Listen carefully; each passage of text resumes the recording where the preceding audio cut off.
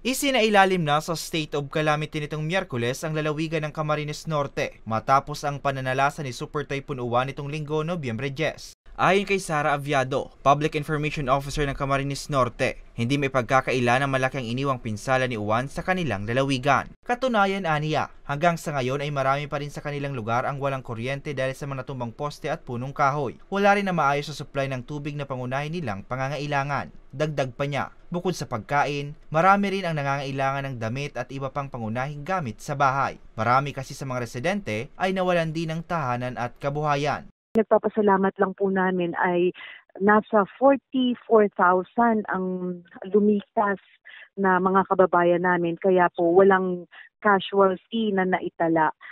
Wala pong namatay dahil sa bagyo. Meron lang po mga na-injure pero minor injuries kagaya ng nahagip ng sanga.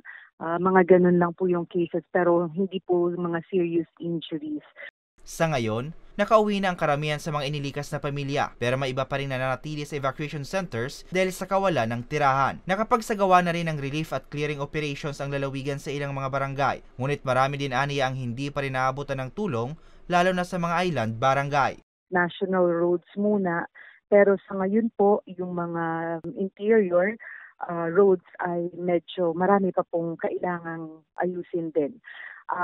Sinimulan na rin po ang relief operations sa mga bayan. So ang target po ay yung 12 bayan namin ay lahat bibigyan at yung pong aming island barangays ay yun po ang pinaka-challenging sapagkat lalo na po itong Calaguas Islands sa Vinsons, sila po yung pinaka-naapektuhan sapagkat sila po yung nadaanan ng malapit sa mata.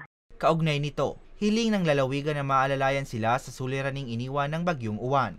Para sa mga balitang Tatak Bicol, Hercules Barbacena.